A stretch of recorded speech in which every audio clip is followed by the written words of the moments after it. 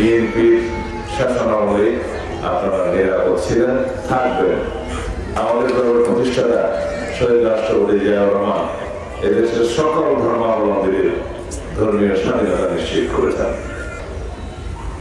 তিনি এদেশের সকল মানুষকে নিয়ে এই ভূখণ্ডের মধ্যে যারাই বসবাস করে তাদের সকলকে নিয়ে একটি জাতীয় পরিচয় দিয়েছেন আমাদের, যে আমরা কোনোভাবেই কোনো ভাষাভিত্তিক বিভক্তি চাই না, ধর্মভিত্তিক বিভক্তি চাই না।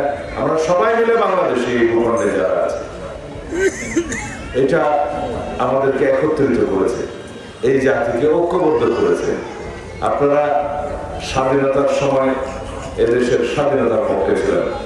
সনাতন ধর্মের ভাই বোনেরা, হিন্দু, বৌদ্ধ, খ্রিস্টান, আপনারা এই দেশের স্বাধীনতার পক্ষে ছিলেন। আমরা স্বাধীনতার পক্ষে ছিলাম। আমাদের দলের প্রতিষ্ঠাতা শহীদ রাষ্ট্রপতি জিয়াউর রহমান এদেশের স্বাধীনতার মহান ঘোষক, সম্মুখ সমরে যুদ্ধ করে দেশের স্বাধীনতা অর্জন করেছেন।